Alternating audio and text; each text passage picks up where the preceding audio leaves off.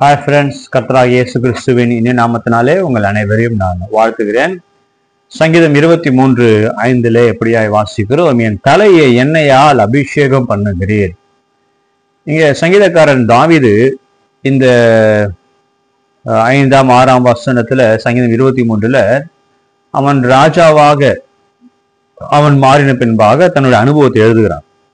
முதல் 4 வசனங்கள் பார்க்கும்போது அவன் மெய்ப்பனாக இருக்கும்போது தன்னுடைய அனுபவத்தை எழுதுகிறான்.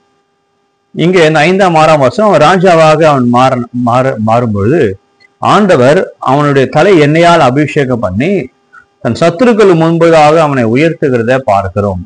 அப்போ இந்த எண்ணெயால் அபிஷேகம் பண்ணுகிறது ஒரு உயர்வை குறிக்கிறது. சத்துருக்களுக்கு முன்பதாக கர்த்தர் அவனை தாவீதை உயர்த்துகிற ஒரு அனுபவத்தை அவன் எழுதுகிறான்.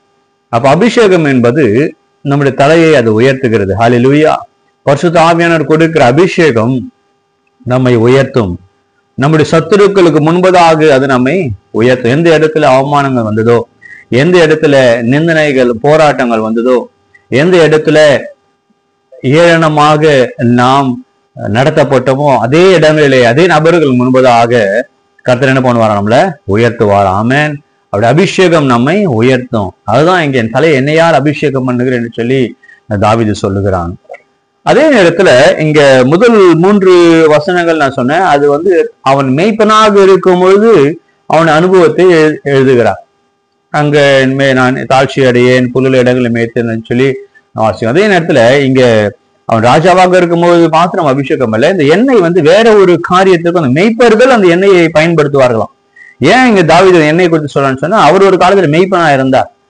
அவர் மெய்ப்பனாக இருக்கும்போது அந்த எண்ணெயை ஒரு காரியத்துக்காக அவர் பயன்படுத்தி இருக்கார். எதற்காகன்னு சொன்னா, அந்த ஆடுகளுடைய தலையிலே அந்த எண்ணெயை மெய்ப்பர்கள் ஊற்றுவார்களாம். ஏன் அந்த எண்ணெயை ஊற்றுறாங்க சொன்னா, அந்த ஆடுகளுடைய தலையில சின்ன சின்ன வண்டுக்கள், சின்ன சின்ன பூச்சி, அது என்ன பண்ணுமா, அது தலையில உட்கார்ந்து அந்த தலையை ஆட்டுடைய தலையில உட்கார்ந்து அது கடிக்குமா. கடிக்கும் போது அந்த ஆடுகளுக்கு அது மிகுந்த ஒரு வேதனையை அது அளிக்குமா. அந்த வேதனையை தாங்க முடியாம சில நேரத்துல ஆடுகள் என்ன பண்ணுமா, போய் பாறைகளிலே தங்களுடைய தலையை மோதி கொள்ளுமா. மோதி அந்த வலி தாங்க முடியாம அவைகள் மரித்து கூட போகும் என்று சொல்லி சில ஆராய்ச்சியாளர்கள் சொல்லுகிறார்கள்.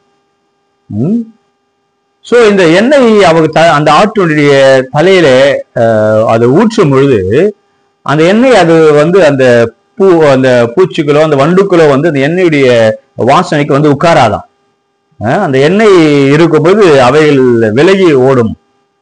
சோ இந்த எண்ணெய் அவர்கள் பாதுகாப்புக்காக அந்த ஆட்டுடைய தலையில அவர்கள் ஊற்றுவார்களாம். அந்த எண்ணெய் அந்த ஆடுகளுக்கு ஒரு பாதுகாப்பு. அந்த பூச்சிகள் அவைகளை தொந்தரவு செய்யாதபடிக்கு அது ஒரு பாதுகாப்பாக அது காணப்பட்டது. ஹல்லேலூயா. இந்த நாளில் கூட பிசாசு அநேகருடைய குடும்பத்துல நுழைந்து அநேகருடைய சமாதானத்தையும் சந்தோஷத்தையும் ஆசீர்வாதத்தையும் சுகத்தையும் அவன் திருடி கொண்டு இருக்கிறான். அநேகர் அந்த வலி வேதனை தாங்க முடியாம, போராட்டம் தாங்க முடியாம சிலர் தங்கள் வாழ்க்கையே முடித்து கொண்டு இருக்கிறார்கள். ஆனா இந்த அபிஷேகம் என்பது கர்த்தர் நம்ம மேல ஊற்றும் பொழுது அந்த அபிஷேகம் நம்மை பிசாசுடைய கரத்துல நம்மை பாதுகாக்கிறது. ஹல்லேலூயா. அந்த அபிஷேகம் மேல் இறங்கும் பொழுது பிசாசு என்ன பண்ண முடியாது, நெருங்க முடியாது. பிசாசு வர முடியாது, உங்க அருகில வர முடியாது. அந்த அபிஷேகத்தை கேட்டு பெற்றுக்கொள்ள ஆண்டவரே பரிசுத்த ஆவியினுடைய வல்லமை அபிஷேகத்தை தைலத்தை என் மேல ஊற்றுங்கப்பான்னு சொல்லி கேட்கும் பொழுது, உங்கள் குடும்பத்துல அந்த அபிஷேகம் இறங்கும் பொழுது, அந்த அபிஷேக தைலம் இறங்கும் பொழுது பிசாசு நெருங்க முடியாது. ஒரு பாதுகாப்பு. ஒவ்வொரு நாளும் அந்த அபிஷேகம், என்னைக்கோ ஒரு நாள் நான் அபிஷேகத்தை பெற்றுக்கொண்டேன்னு சொல்லி நாம் இல்லாதபடி ஒவ்வொரு நாளும் சங்கீதம் 92:10 வாசிக்கிறோம், புது எண்ணெயினால் அபிஷேகம் பண்ணப்படுகிறேன். ஒவ்வொரு நாளும் புது எண்ணெயினால் அபிஷேகம். அப்ப இந்த நாளுக்கு தேவையான அபிஷேகத்தை எனக்கு கொடுங்கப்பா. இந்த நாளிலே ஒரு புது எண்ணெயினால் என் அபிஷேகம் பண்ண. ஊழியத்துக்கு கடந்து போகிறேன், நான் ஸ்கூலுக்கு கடந்து போகிறேன், காலேஜுக்கு கடந்து போகிறேன், வேலைக்காக கடந்து போகிறேன், பிசினஸ்க்காக கடந்து போகிறேன். ஆண்டவரே உங்களுடைய அபிஷேகத்தை மேல ஊற்றுங்க, உங்களுடைய அபிஷேக தைலத்தை மேல ஊற்றுங்கன்னு சொல்லி கேட்கும் பொழுது அந்த அபிஷேக தைலத்தை ஆண்டவர் ஊற்றுவார். அந்த அபிஷேகமானது உங்களுக்கு ஒரு பாதுகாப்பு. பிசாசு நெருங்காதபடிக்கு அந்த அபிஷேகம் உங்களை பாதுகாக்கும். ஹல்லேலூயா. புது எண்ணெயினால் கர்த்தர் ஒவ்வொருவரையும் அபிஷேகிப்பாராக. God bless you.